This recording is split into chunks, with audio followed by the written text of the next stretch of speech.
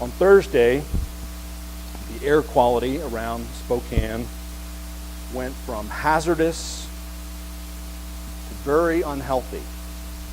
And then on Friday, it ticked up another notch from very unhealthy to just plain unhealthy. And everyone breathed a sigh of relief. Very unhealthy to unhealthy. Meanwhile, over 3,000 miles away in the Florida Keys, the curator of the Ernest Hemingway House is staying put. He and various employees have seen their fair share of hurricanes, and whether it's Category 5 or 4 or 3, they're going to hunker down and face the music. Jesus, of course, talked about this kind of thing many moons ago when he mentioned a cloud rising in the west and the south wind blowing. He says, you can interpret the signs of the earth and sky. How is it that you can interpret this present age? And he called the crowds hypocrites because they couldn't interpret the dynamics we face interpersonally in the midst of the smoke and the wind and the rain. Let's face it, there are two really obvious conversation starters. These conversation starters never fail. One is the weather, and the other is work. And so when we're meeting and greeting people, even our closest relatives, we typically say something like, you know when it's supposed to rain again? Or we say, how's work going? But beneath the lull between Labor Day and the next wedding rehearsal, something is brewing. And it's not beer, Dan. It's not beer. Something is stirring. And it's not sugar in your coffee, Randy. What's brewing, according to the biblical passage that I read today, is something really peculiar. Isaiah calls it Babylon. And for our purposes today, as I'm sharing with you, Babylon is no longer just the ancient empire that we've talked about, but Babylon is a state of mind. It's a condition of the soul. And here's the thing that the prophet wants us to hear, right, as we start this busy schedule of September and October. Babylon has gone too far. Babylon has gone too far. Let me put it to you this way. I once encountered some rambunctious twins at a family reunion, and they were roughhousing at a campsite, and the parents every once in a while would glance over at these twin boys, 8 or 9 years old, and they'd say, boys will be boys, right? And you can imagine other parents, girls will be girls, right? You can even imagine transgender children will be transgender children. They'll be okay. But when one twin starts to bite another twin, when one twin takes out a stick and tries to hit the other twin over the head, those same parents, if they're decent parents, will intervene and say, you've gone too far. You've gone too far. I myself have a reputation for being a little tactless. I know it's hard to believe, right, because you're probably familiar with lots of people that have been tactless. But I have a reputation for saying the wrong thing at the wrong time, for going too far. Sometimes I feel as if I'm saying only what other people are thinking, but not saying out loud. For example, there was a young woman in our praise team, very beautiful, and she and her husband were having their first child. She was a petite woman with a great singing voice, and in her 8th month, she was huge. She was huge. And you know how it is with pregnant women. Typically, even if you don't know her very well, sometimes you just feel like you have the right to go and just touch her stomach, right? I didn't do that, but this is what I did. It was a really sunny day, and we were in the middle of this big field. There were no trees around, and I noticed her protruding stomach cast this large shadow. And so I thought it would be funny if I laid down in the grass beneath her shadow and took advantage of the shade. And she said, "That is not complimentary." And I felt duly reprimanded. You see, I went too far. That's too far. And Babylon goes too far. You heard it in the text in chapter 47. You might have noticed how up into chapter 47, Isaiah portrays the ancient empires, all of them, right? Assyria, Babylon, and Persia, as doing God's work. This is common in the prophets. The prophets portray the nations as under God's control, under Yahweh's summons, and they're acting at God's behest. So, on that day, there will be a highway from Egypt to Assyria, claims Isaiah 19:23. And the Assyrian will come into Egypt, and the Egyptian into Assyria, and the Egyptians will worship with the Assyrians. On that day, Israel will be the third with Egypt and Assyria, a blessing in the midst of the earth, whom the Lord of hosts has blessed, saying, "Blessed be Egypt, my people, and Assyria, the work of my hands, and Israel, my heritage." This is a remarkable passage. But you see who's missing in it? Babylon. Babylon has gone too far. Babylon has exceeded the purposes, the reconciling purposes that Yahweh had staked out for them.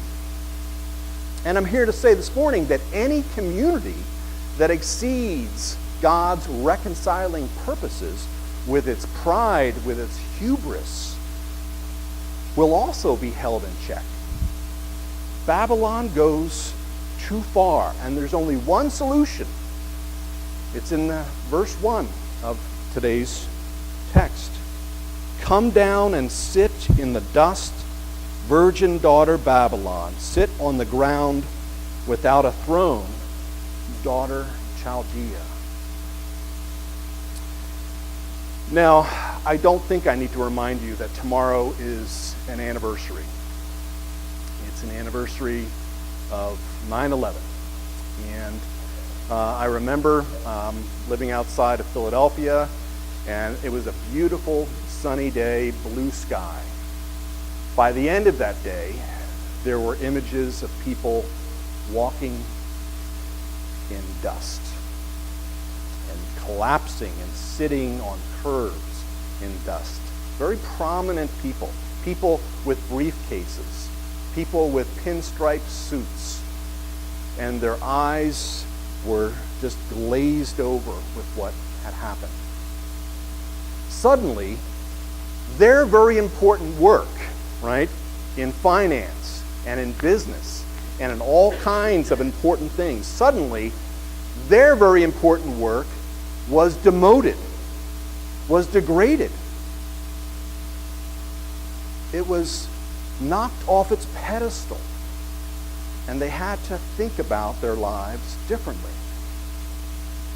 I'm wondering if that's not in play today.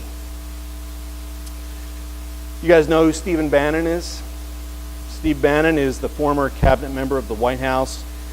He is the ubiquitous editor of Breitbart News, and he recently said something to Charlie Rose that needs to be held in check. The context for Bannon's remarks are the rescinding of the DACA order, by which about 800,000 people who were brought into the country as children could remain in the country and continue to live their lives with a sense of belonging and pride. That's the DACA order that was issued by President Barack Obama years ago. Anyway, as of last Tuesday, the Attorney General of the Justice Department announced the end of this compassionate way of dealing with the immigrant population. And when nearly all of the religious groups in the country denounced the change, Bannon portrayed their motivation like this. They need illegal aliens, he said, of the Roman Catholic Church. They need illegal aliens to fill the churches. They have an economic interest.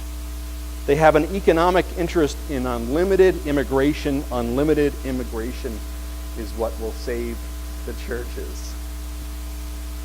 Now, whether you buy into this cynicism or this economic idea, it is hard not to see Steve Bannon as standing in this long line of other xenophobic leaders from the Bible. For example, King Herod, remember this guy from our Christmas passages? King Herod, Quirinius, the governor of Syria, and Caesar Augustus, who once upon a time issued an order that all the world should be registered. Interesting. Bannon writes, or actually says in the interview, as much as I respect Cardinal Timothy Dolan and the bishops on doctrine, this is not doctrine, he said. This is not doctrine at all. I totally respect the Pope and I totally respect the Catholic bishops and cardinals on doctrine. This is not about doctrine. This is about the sovereignty of a nation. And in that regard, they're just one other guy with an opinion. Well, actually, no, Mr. Bannon, if you're watching. This is not another guy with an opinion. This is a biblical mandate. And part and parcel of the biblical mandate is that God is in command of the sovereign nations of the world. The sovereign nations of the world are not sovereign. They've been demoted. They've been degraded. Come down and sit in the dust, virgin daughter Babylon. Sit on the ground without a throne, for you shall no more be called tender and delicate. It's like this in every relationship. If we start off thinking we're doing something good, but that goodness turns into something that's prideful and arrogant and controlling, God will hold it in check. Babylon goes too far. A while ago, there was a mother who was a mother of a cheerleading candidate in Texas. And you know how in Texas they take their football very seriously, and they also take their cheerleaders seriously, right? Dallas Cowboy cheerleaders. Dan, you know who I'm talking about? Yeah, okay. And I'm picking on Dan today. And this mother wanted her daughter to be welcomed into the cheerleading squad in this particular high school. So you know what she did? She didn't just encourage her daughter and say, that will be okay, honey, if you try your best and you don't make it. She didn't say that. She took out a contract on the daughter's cheerleading competition. Yes, yeah, this is true. She actually arranged for someone to hurt and maim and perhaps kill her cheerleading competition, right? How far are we willing to go, right? How far is a mother who's looking out for her daughter willing to go? She's gone too far. Human beings are like this. We get in our heads something that's good, and we, like Babylon, go too far. Now, to add to this metaphor of Babylon going too far, I would be remiss if I didn't mention that Martin Luther, that great Protestant reformer, he wrote a book once upon a time called The Babylonian Captivity of the Church, in which he argued the church can go too far. And in the book, he reduces the number of sacraments from 7 to 2, right? Just baptism and the Lord's Supper. And he said that we shouldn't be using the sacraments to somehow control or manipulate people, to incentivize people to do good without God's blessing. He writes, those pious souls who do good to gain the kingdom of heaven not only will never succeed, but they must even be reckoned among the impious. And it is more important to guard them against good works than against sin. Check that out. Luther claims that presumably good people doing good deeds need to have their good works held in check. They're going too far with taking themselves and their own goodness seriously. They're not relying upon God to inform their goodness, to make it compassionate and sensitive. We can actually go too far with our own sense of prideful goodness. This is how one of my teachers described what's going on even today. Let's say, for example, this is God, right? And this thing here is God, right? And most people who are raised in the church, they consider themselves close to God, right? But if they take pride in their own individual goodness, it's as if they've turned their back on God.